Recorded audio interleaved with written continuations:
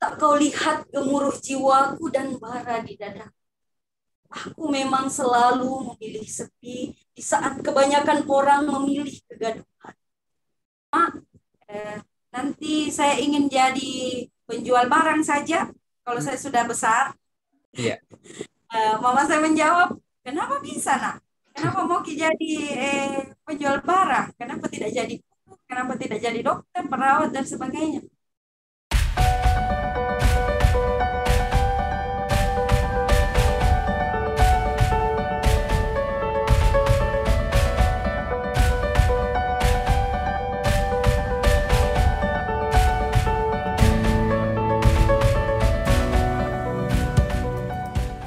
Assalamualaikum warahmatullahi wabarakatuh.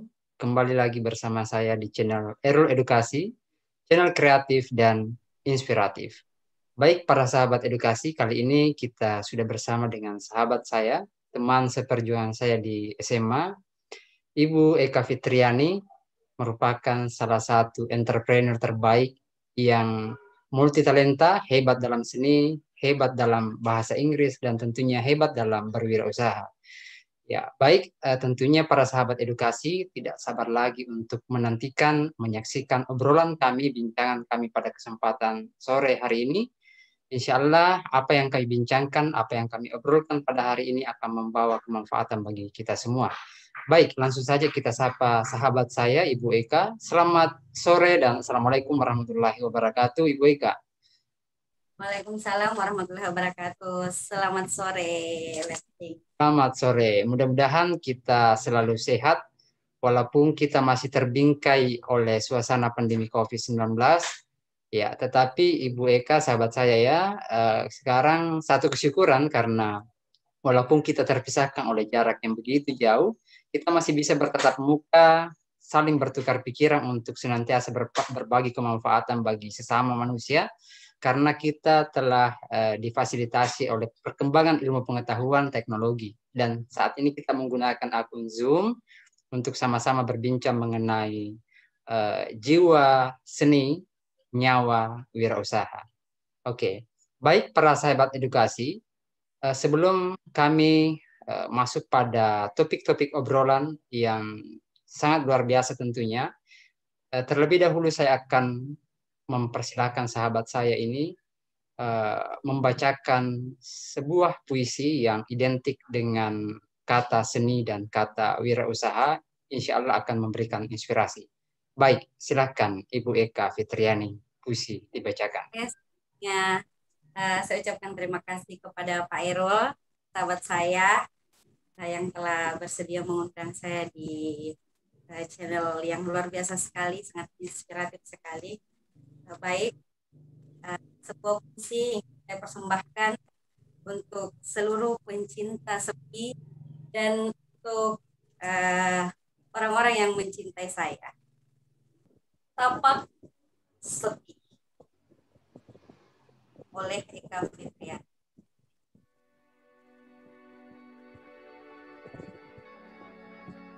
Jalanku nampak sepi, tak bercahaya. Tepat di saat kau menoleh ke belakang sambil menatap liar.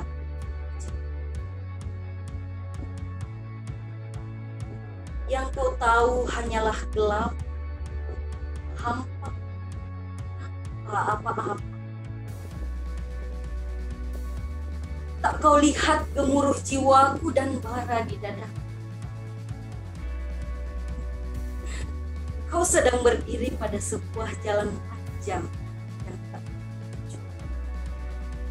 datang. Namun akan kuteguk setiap hinaan, sukan, dan akan semakin terang cahaya pada setiap impian yang telah kulafazkan di jiwa. Aku hanya perlu melangkah lebih jauh dan ya, meski kadang harus terhati atau bahkan terjatuh dan menelan. Aku memang selalu memilih sepi di saat kebanyakan orang memilih kegaduhan. Sebab Sepi adalah satu sisi kehidupan yang istimewa dan sangat, dan di sana letak puncak tertinggi estetik hidup. Maros 26 Mei 2020. Terima kasih. Baik, para sahabat edukasi dan teman-teman sekalian, kita akan memasuki bincangan obrolan tentang jiwa seni dan nyawa wirausaha. Ini terkait dengan bagaimana hubungan antara seni dengan apapun itu, termasuk wirausaha. Bahwa ketika kita berbicara tentang seni, maka kita pasti berbicara tentang kehidupan. Karena di setiap kehidupan kita selalu menemukan yang namanya keindahan, salah satu yang penting dalam seni. Ya, baik Ibu Eka. Tentunya yang menjadi pertanyaan pertama adalah karena saya melihat dan saya mengamati Ibu Eka merupakan penikmat seni, pelaku seni, tentunya ada pandangan-pandangan, ada cara mendefinisikan tersendiri tentang seni dan kehidupan. Ya, silakan diungkapkan bagaimana menurut Ibu Eka tentang seni dan kehidupan itu. Ya, baik, terima kasih Pak Errol. Bagi saya, seni dan kehidupan itu adalah sebuah pilihan bagi saya, di mana saya memilih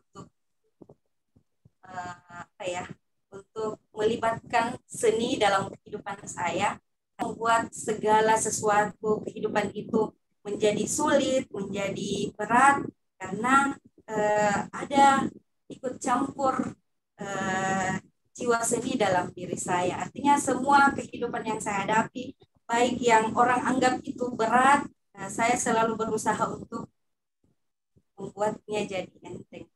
Oke.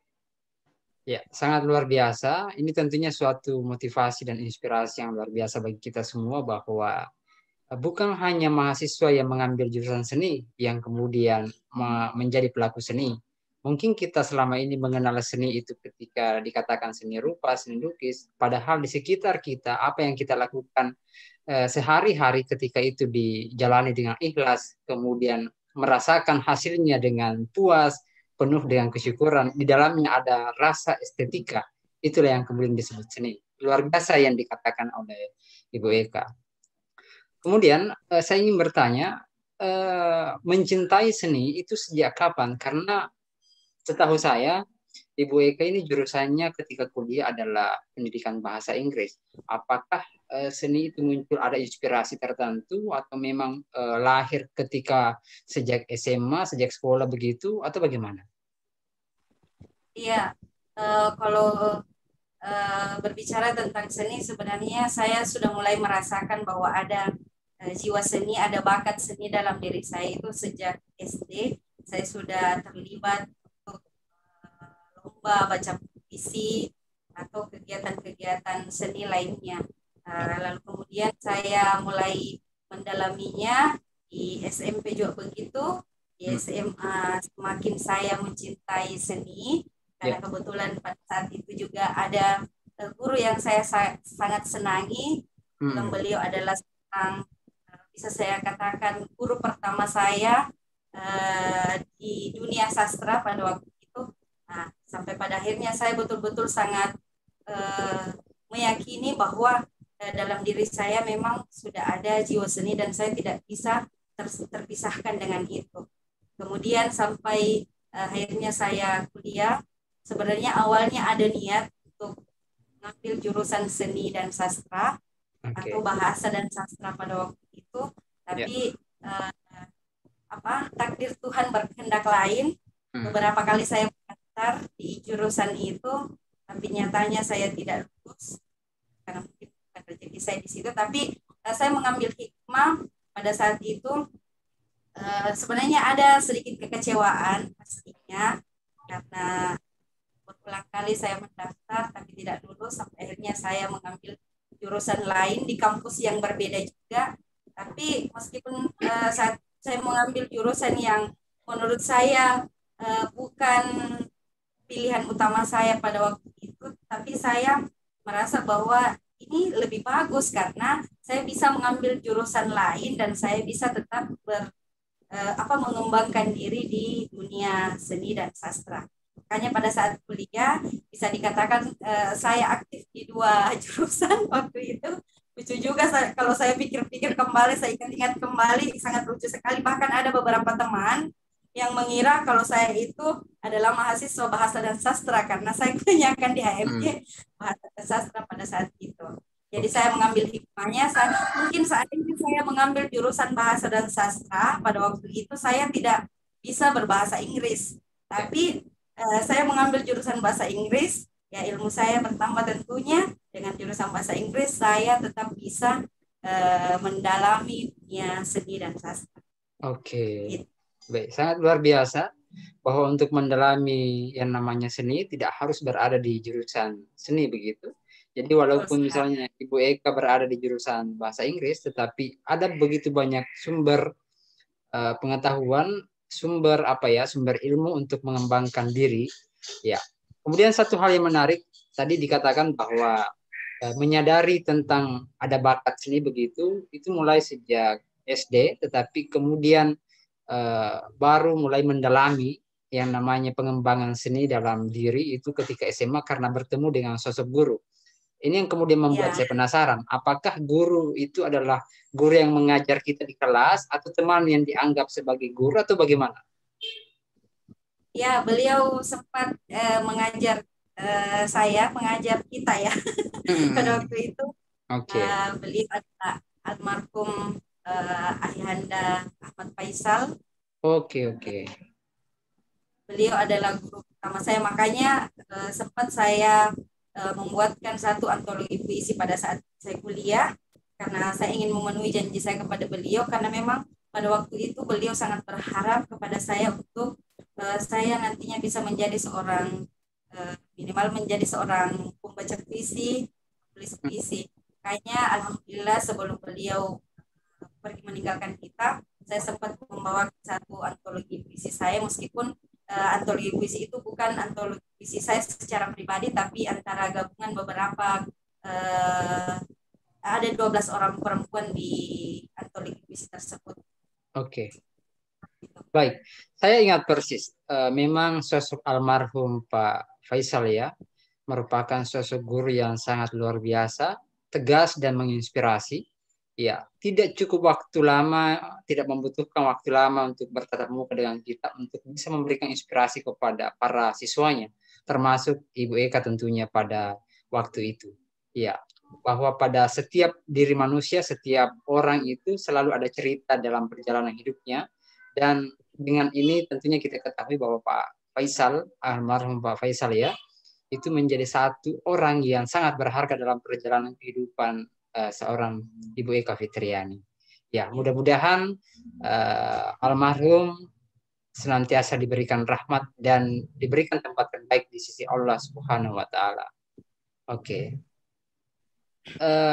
Dan saya selalu ingat bahwa Pak Faisal merupakan guru di bidang mata pelajaran bahasa Indonesia ya. Tentunya itu menjadi inspirasi sehingga Ibu Eka juga ingin melanjutkan pendidikan di jurusan itu, bahasa Indonesia. Tetapi takdir berkata lain, itu memilih masuk pada bahasa Inggris. Tapi itulah, setiap perjalanan itu ada hikmah begitu ya. Ya. Mungkin karena jodoh saya juga waktu itu bukan di UNM. Maaf, tidak apa-apa saya sebut ya. Iya, tidak apa-apa. Ya, yang pertama kali saya tempati mendaftar itu mungkin jodoh saya tidak ada di situ, makanya saya tidak lulus. Padahal awalnya saya sangat yakin sekali, saya sudah diyakinkan oleh Ayahanda Bapak Ahmad Faisal bahwa insya Allah Eka sudah akan jadi mahasiswa di tempat itu. Dia betul-betul meyakinkan saya, dia sangat percaya bahwa saya bisa lulus di sana, tapi mungkin karena jodoh saya juga ada di kampus lain. Oke. Betul. Makanya saya lulus di kampus yang satu, yang pertama. Ya, iya. Dan tentunya itu jauh lebih berharga dibandingkan ilmu yang akan diperoleh ketika masuk di UNM misalnya ya. Iya. Oke, ternyata ada begitu banyak hikmah dalam nasib dan takdir yang kemudian dijalani oleh Ibu Eka, dan tentunya setiap manusia memiliki cerita seperti itu, bahwa memang ada ada hal-hal yang membuat kita terjatuh dalam perjalanan itu, tetapi tentunya banyak jawaban-jawaban terbaik yang diberikan Tuhan ya dalam ujung-ujung perjalanan itu. Oke, sangat luar biasa. Saya yakin para sahabat edukasi akan terhibur dan merasa teredukasi dengan apa yang kita bincangkan hari ini. Padahal kita belum memasuki topik wirausaha, kita masih berbicara tentang seni begitu. Ya, selanjutnya saya ingin mungkin Ibu Eka berbagi pengalaman, ya karena tadi di awal kita sudah mengatakan bahwa seni tidak akan pernah bisa dipisahkan dengan kehidupan, termasuk itu ketika memasuki yang namanya dunia wirausaha atau entrepreneurship begitu. Selama Ibu Eka memulai wirausaha, pastinya ada kontribusi, ada sumbangsi karakter, prinsip-prinsip estetika yang kemudian hadir ketika menggeluti yang namanya wirausaha. Mungkin bisa diceritakan tentang pengalaman itu, Ibu Eka.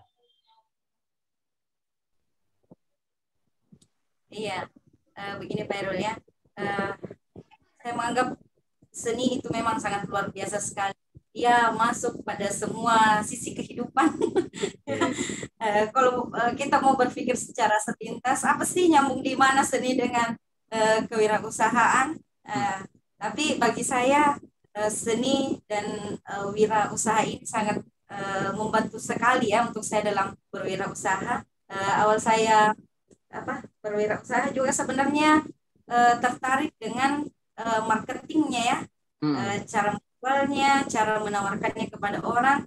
Jujur saya senang berbicara ya. Saya juga senang melihat orang saya sangat tertarik ketika saya melihat orang menawarkan sesuatu dan itu cara menyampaikannya sangat menarik seperti itu. Makanya saya juga awalnya saya tertarik juga. Saya juga ingin menjadi seorang kalau mau dibilang sales ya, sepertinya bahasa ininya tertarik menjadi sales awalnya seperti itu. Iya. Dari situ saya mulai mencoba. Saya mulai mencoba bagaimana kalau misalnya saya coba untuk berjualan, apalah yang bisa dijual, apa saja lah yang bisa dijual. Kemudian saya terus mencoba, saya menyadari bahwa ternyata seni yang ada dalam diri saya ini sangat membantu saya untuk menawarkan produk-produk yang saya jual. Bahkan banyak orang yang mengatakan, Eka itu kayaknya punya punya baca-baca. Dia bilang tidak mau beli. Dia bilang tuh tidak mau beli. Kenapa kalau ada tawarkan ini barang-barangnya, saya jadi tertarik. Begitu. Jadi bilang, ya Allah, astagfirullah, saya tidak pernah berniat seperti itu. Saya tidak pernah ingin menjalankan usaha yang tidak halal seperti itu. Mungkin Anda tertarik dengan jualan saya karena cara menawarkan saya mungkin yang sedikit menarik kepada Anda. Nah, barulah mereka mengakui bahwa katanya iya benar, karena katanya kalau saya yang menawarkan barang itu sederhana, menarik.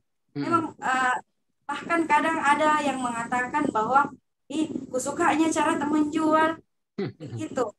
Makanya saya semakin tertarik untuk mendalami dunia bisnis ini, dunia usaha yang kecil-kecil dulu lah. Gitu. Oke, baik, sangat luar biasa bahwa kecintaan dan kemampuan untuk mengaitkan antara bakat seni dengan kemampuan berwirausaha itu muncul ketika telah mengalami banyak pesan-pesan dari masyarakat bahwa kenapa seperti ini dan sebagainya seperti itu. Tapi yang ingin saya tahu juga awal tertarik dengan wirausaha itu kapan, dan ketika berwirausaha itu di bidang apa yang pertama mungkin? Sebenarnya kalau saya ingin mengingat kembali, saya memang sudah diajar dari sejak kecil dan saya tidak pernah lupa sampai sekarang. Ada pengalaman saya dan ini sepertinya memang sudah tertanam di alam bawah sadar saya bahwa nantinya saya akan jadi seorang pengusaha ya, akan berwirausaha. Saya teringat dengan pengalaman saya sewaktu masih di SD. Saya diajak oleh orang tua saya ke pasar waktu itu. Kenapa tiba-tiba muncul di pikiran saya, dan saya mengatakan kepada mama saya waktu itu bahwa, "Ma, nanti saya ingin jadi penjual barang saja kalau saya sudah besar." Iya. Mama saya menjawab, "Kenapa bisa, nak? Kenapa mau jadi penjual barang? Kenapa tidak jadi guru? Kenapa tidak jadi dokter, perawat dan sebagainya?" Saya menjawab, karena yang bisa naik haji saya lihat itu hanya mereka yang penjual barang. Ya, saya berpikiran seperti itu pada saat itu masih kecil ya. Nah, bilang mama aku, "Oh begitu, jadi itu maksudmu sehingga kamu ingin menjadi penjual barang?" Bilang, "Iya, saya ingin jadi penjual barang nanti karena saya mau jadi haji juga," seperti itu. Makanya mulai SD saya sudah mulai jualan, ada jualan selilin, ada jualannya mama saya waktu itu ya, gula, kerupuk dan sebagainya, sampai kuliah. Alhamdulillah saya sudah bisa membantu sedikit orang tua saya dengan usaha-usaha kecil saya pada waktu itu. Saya sempat menjual gantungan tas, bros pada saat saya masih kuliah ya, dan itu sangat terlanjut sekarang. Malah saya pernah sempat mengajar di SD beberapa tahun yang lalu. Saya mengajar selama 7 tahun sebagai tenaga honorer, tapi keuntungan saya yang secara finansial bukan pada gaji honornya ya, tapi keuntungan saya di sekolah itu karena saya mengajar sambil menjual bakso dan nasi goreng pada waktu itu. Jadi memang jiwa saya memang sudah tertanam kayaknya, jiwa-jiwa pengusaha begitu, tapi masih kecil-kecil. Iya.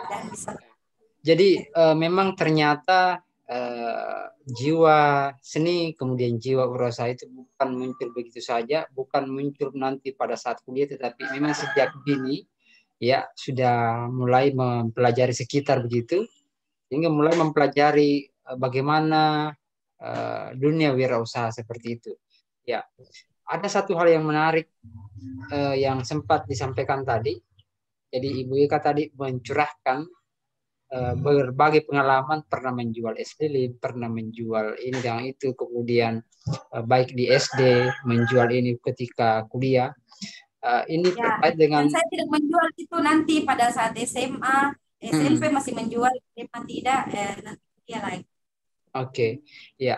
Inilah yang kemudian bisa dijadikan sebagai inspirasi kepada para pelanjut generasi kita, bahwa sebenarnya bisa jadi kita hari ini tidak memiliki banyak uang ya, tidak memiliki banyak harta, tetapi perjalanan hidup kita yang sejak masa lalu, sejak dulu begitu, apa yang kita alami itu kita membuat kita kaya. Kita bangga dengan apa yang kita lakukan, pernah menjual es lilin, pernah menjual kue dan sebagainya. Itu yang membuat kita menikmati seni ketika kita menceritakan itu kepada orang lain. Saya yakin ketika Ibu Eka menceritakan itu kepada anak, wah saya pernah begini ketika SD, ketika SMA dan sebagainya, menceritakan dengan orang lain perjuangan selama kuliah, disitulah kita merasakan estetika kehidupan. Ya, jadi bukan pada hasilnya, tetapi bagaimana menikmati prosesnya seperti itu. Oke, luar biasa sekali. Sahabat edukasi sangat berterima kasih kepada Ibu Eka sebagai inspirator dan motivator pada kesempatan hari ini. Oke. Baik Ibu Eka, kita masuk lagi pada pembahasan tentang keterkaitan antara jiwa seni dan nyawa wirausaha. Ketika kita berbicara tentang seni, satu kata yang mewakili seni ketika dikaitkan dengan wirausaha adalah kreativitas. Ya, kemampuan berpikir kreatif, kemampuan berpikir majemuk, tidak monoton dalam satu langkah. Mungkin kita kalah dalam satu langkah, tetapi kita masih memiliki jalan-jalan alternatif lain.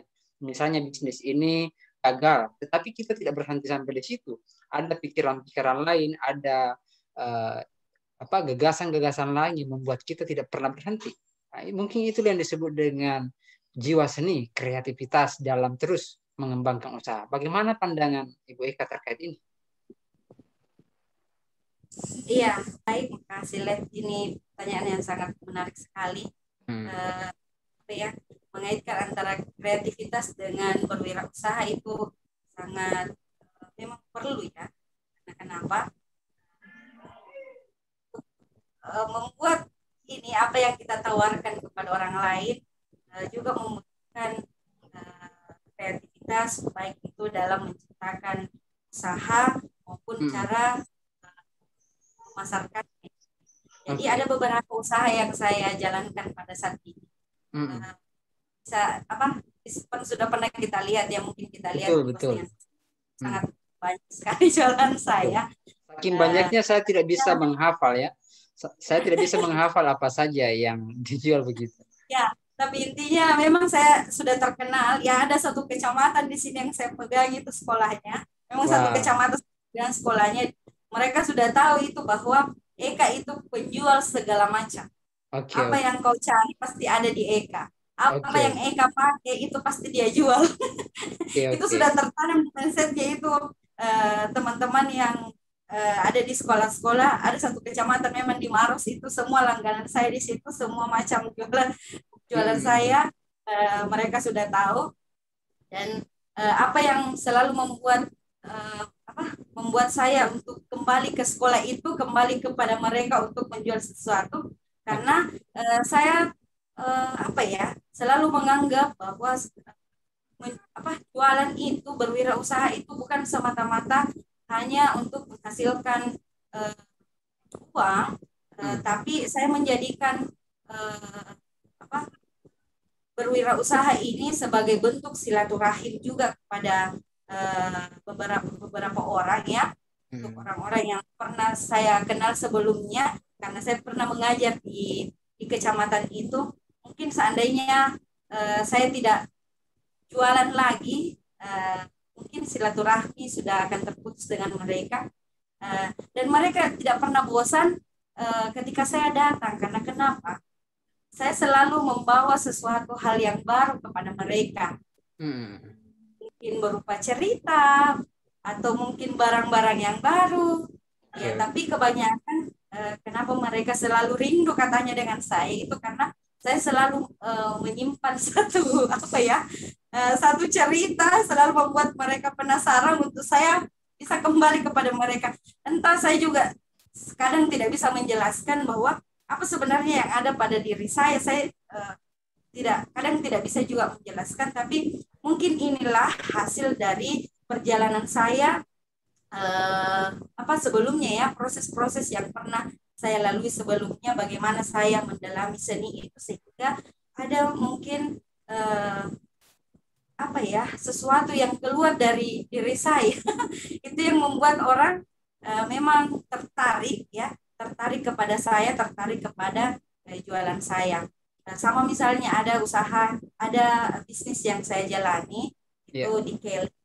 Ya, Kelly-nya sudah banyak yang kenal.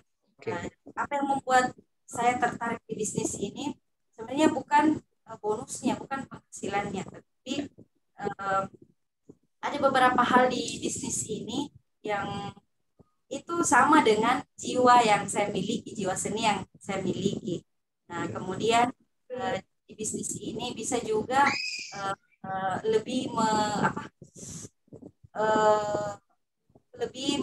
mengajari saya bagaimana kita bisa berpenghasilan itu yang berkah ya, seperti itu. Kemudian di bisnis ini juga saya bisa kembali belajar, saya bisa kembali menikmati dunia belajar seperti masa-masa sekolah saya dulu, masa-masa kuliah saya dulu. Nah, kemudian melalui bisnis ini juga ini bukan promosi ya, tapi memang ini yang saya rasakan, siapa tahu juga bisa bermanfaat untuk orang lain, bahwa sebenarnya seperti yang saya bilang sebelumnya, ketika kita mendalami dunia seni, maka semua sisi kehidupan, semua bentuk kehidupan itu akan mudah untuk kita jalani. Salah satunya di dunia wirausaha.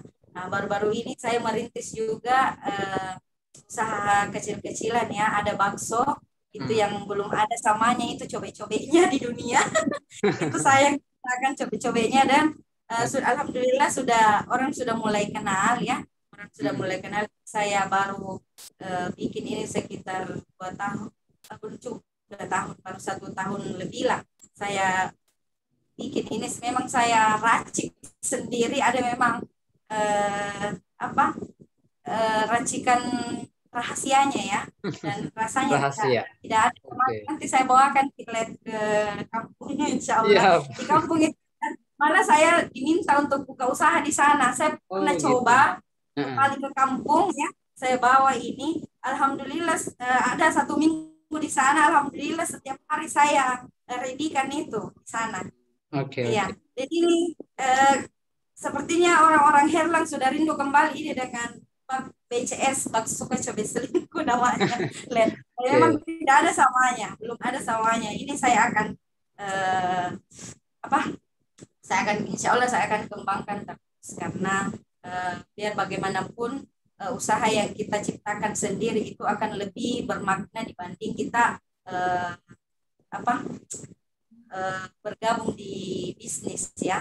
Lebih bagaimana ya, rasanya lebih ada kepuasan tersendiri ketika kita menjalankan sebuah usaha yang kita rintis sendiri dibanding kita dalami satu bisnis yang sudah dibikin oleh atau dibuat oleh orang lain. Seperti itu. Jadi intinya apa ya? Saya sangat bersyukur sekali dengan adanya jiwa seni yang lahir dari diri saya, itu sangat membantu sekali kehidupan saya, alhamdulillah. Dalam rumah tangga juga utamanya ya, sangat bermanfaat sekali dalam rumah tangga saya. Seperti itu. Oke, baik. Saya tertarik dengan nama baksonya tadi. Namanya apa? Baksoka cobek selingkuh. Baksoka cobek Ya, selingkuh. jadi Oke. bakso kasuka, baksonya Eka, atau juga bakso yang disukai. Cobek. Terus selingkuh. Itu maksudnya gimana? Itu terinspirasi dari mana baksoka cobek selingkuh begitu? Itu seperti Ya, sebenarnya ya banyak yang kontroversi sebenarnya, tapi saya tidak peduli dengan mereka. Intinya oke. ini maknanya tidak seperti yang orang bayangkan ya. Tidak selamanya selingkuh, bahwa dengan memakan bakso itu kita selingkuh, tidak seperti itu. Kenapa nama ini muncul? Karena awalnya saya buat ini cobe-cobe. Saya bilang suamiku, coba makan bakso dengan ini cobeku. Karena biasanya kan orang makan bakso itu dengan lombok itu yang di botol, toh kebanyakan itu cita. Jadi saya buat cobe waktu itu. Kemudian ada juga bakso yang dia makan. Suami saya pada saat itu makan bakso. Saya tawarin nih, coba Dek makan bakso dengan ini cobe-cobeku. Nah, sekali-kali selingkuh lah dari ini cobe-cobe dari lombok ini, lombok botol. Iya. Oh, jadi itu maksud selingkuh ya. Nah, itu maksudnya aja. Dicobalah pada saat itu. Ternyata betul enak, ya enak. Jadi saya pikir, oh ini kayaknya belum ada ini orang yang makan pentolang ini dengan cobe-cobe. Biasanya kan makan pentolang itu dengan kacang, dengan botol. Ya, makanya saya buat ini cobe-cobe selingkuh. Ada juga yang kembangkan, bilang betul juga itu yang cobe-cobe. Dia kan pedasnya minta ampun. Nah, seperti itulah orang yang berselingkuh. Katanya ini orang yang sudah mengembangkan. Tapi sebenarnya asalnya bukan dari situ. Asalnya itu dari cerita yang tadi. Ceritanya antara saya dengan saya yang sudah makan bakso, saya bikin cobe-cobe, saya suruh dia makan cobe-cobe, makan bakso dengan cobe-cobeku. Tapi orang sudah banyak yang kembangkan bahwa betul juga sih sebenarnya nama cobe-cobemu, karena cobenya pedas sekali. Nah, seperti itulah rasanya ketika orang selingkuh. Seperti itulah. Baik, sangat luar biasa sekali. Ada begitu banyak inspirasi dari apa yang baru saja disampaikan, baru saja dicurhatkan begitu. Ya, jadi satu pembelajaran berharga Ibu Eka yang kita bincangkan pada hari ini. Ibu Eka jurusannya bahasa Inggris, kemudian berjiwa seni, tertarik dengan yang namanya seni begitu. Tetapi kemudian juga ingin menjejaki yang namanya wirausaha. Satu pembelajaran berharga ingin kita sampaikan kepada para sahabat edukasi, kepada teman-teman sekalian, bahwa salah satu tujuan untuk kuliah adalah bagaimana pola pikir kita bisa diperbaiki, bukan semata-mata untuk menjadi ASN mungkin, atau kemudian menjadi guru sesuai dengan jurusan kita, karena Ini esensinya juga, pada nah, ini juga yang menjadi keresahan saya sebenarnya, dan Oke. keresahan beberapa teman-teman juga ya sekarang curhat juga dengan saya, karena Ya. bagaimanapun banyak yang yang mencibir ya.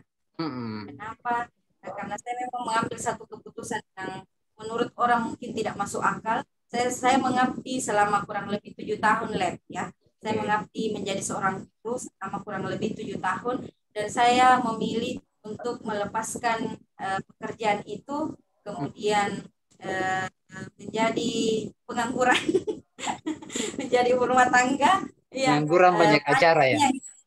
Ya, banyak yang ini, banyak yang sebenarnya ya ada yang terdengar langsung, ada juga yang dari orang, oh kenapa memilih berhenti untuk menjadi seorang guru, padahal orang tuamu itu kasihan setengah mati dia kuliahkan kok, dia apa dia apa buang sebagian hidupnya hanya untuk menyekolahkan kamu untuk menjadi seorang guru, dan kenapa lepaskan itu.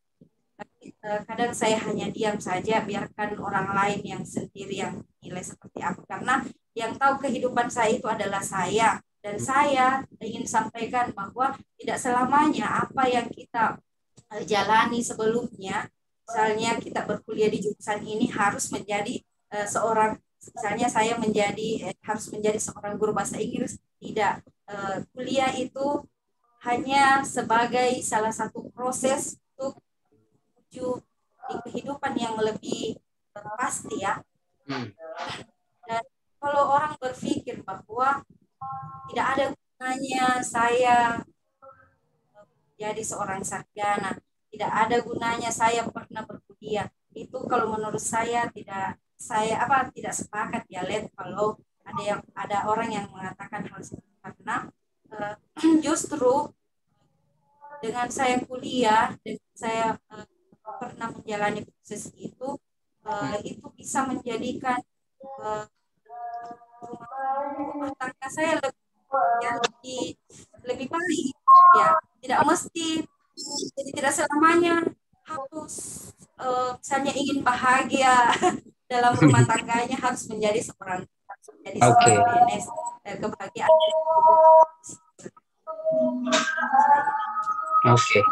Ya, baik.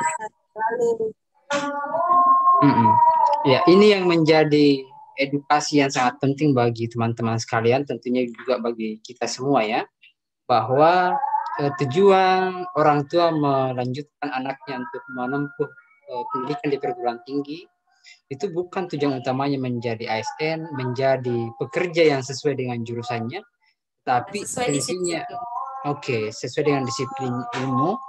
Tapi yang terpenting adalah bagaimana kemampuan mereka membentuk cara berpikir yang lebih sistematis, lebih kreatif, sehingga cara berpikir itulah yang akan diaktualisasikan ketika terjun di dalam masyarakat, terjun dalam kehidupan yang sesungguhnya. Maka saya melihat inilah yang kemudian diaplikasikan, diimplementasikan oleh Ibu Eka, bahwa dengan modal kreativitas yang diperoleh dalam dunia kampus, mungkin ketika duduk di dalam bangku kuliah, ketika bergabung dalam organisasi, itu kemudian diimplementasikan dalam berbagai aspek, dalam berbagai segi kehidupan yang dijalani sekarang.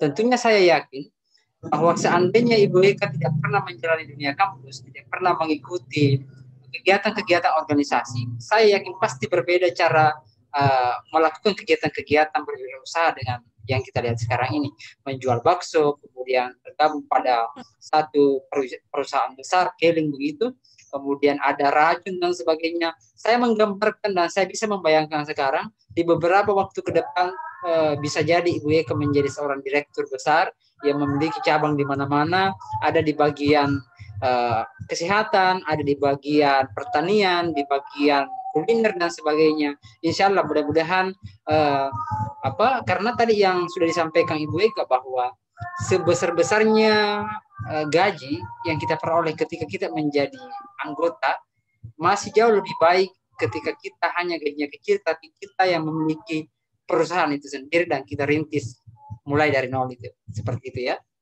Oke. Ya, baik. Ibu Ika sangat inspiratif dan sangat memberikan motivasi yang sangat luar biasa. Baik, di sesi terakhir bincangan dan obrolan kita pada hari ini, Ibu Eka mungkin bisa memberikan pesan bijak terkait pengalaman ya, saling berbagi pengalaman kepada orang tua yang menguliahkan anaknya mungkin, atau kepada orang-orang yang memulai wirausaha dan sebagainya, tentunya banyak tantangan begitu. Pastinya Ibu Eka juga menghadapi tantangan tapi tidak mudah jatuh. Mungkin bisa diberikan motivasi sedikit agar bisa menjadi manfaat bagi kita semua. Silakan Ibu Eka. Ya, baik. Intinya Pak Irul, melangkahlah sesuai dengan apa yang kita senangi ya, sesuai dengan apa yang ada di hati kita, tidak perlu mendengarkan kata orang seperti itu. Nah, orang hanya melihat dari luar, tapi mereka tidak pernah tahu apa yang kita rasakan. Jadi tidak perlu selalu mendengar kata orang lain yang mungkin hanya akan menjatuhkan kita, hanya akan mengurangi semangat kita, karena apa yang terjadi di kehidupan kita nanti itu ada di tangan kita, bukan di tangan orang lain. Seperti itu saja. Oke, baik. Terima kasih atas motivasi dan inspirasi yang telah diberikan pada kesempatan hari ini, Ibu Eka.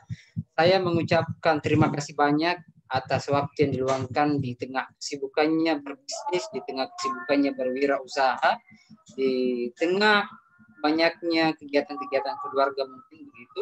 Saya mengucapkan terima kasih banyak mewakili para sahabat edukasi. Ya, mudah-mudahan masih ada kesempatan lain. Oke. Mudah-mudahan selalu ada kesempatan lain untuk berbincang-bincang dan berbagi kemanfaatan bagi kita semua. Ya. Iya. Saya juga ingin meminta maaf kalau misalnya belum bisa menginspirasi hari ini, tapi doakan saya mudah-mudahan ada yang lebih bisa untuk saya persembahkan nantinya. Okay. Ya, acara ini mungkin hari ini saya belum apa-apa karena saya pun masih melalui proses ya. Saya belum merasa diri saya sukses hari ini, tapi mudah-mudahan melalui ini saya lebih termotivasi lagi, karena secara tidak langsung saya ini merasa sangat terharu sekali saya berada di acara ini. Saya merasa mungkin ada sesuatu yang saya punya hari ini sehingga Pak Irul mengundang saya di sini, tapi saya tidak akan berhenti untuk belajar, saya tidak akan pernah berhenti untuk terus memperbaiki diri saya. Mudah-mudahan Pak Irul bisa diundang kembali lagi nanti ke sini. Amin, amin. Siap. Baik para sahabat edukasi dan teman-teman sekalian, itulah tadi perbincangan kami dan obrolan kami terkait jiwa wirausaha dan nyawa, maksud saya jiwa seni dan nyawa wirausaha. Mudah-mudahan ada manfaatnya bagi kita semua. Mohon maaf jika ada kekurangan. Kita saling memperbaiki dan saling berbagi kemanfaatan. Sekian dari kami. Assalamualaikum warahmatullahi wabarakatuh. Waalaikumsalam warahmatullahi wabarakatuh.